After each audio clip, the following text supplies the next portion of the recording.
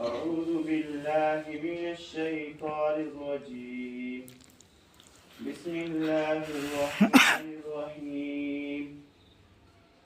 يا أيها الذين آمنوا إذا لقيتم الذين كفروا زحفا فلا تولوهم الأدبار ومن يولهم يومئذ دبره إلا متحرفا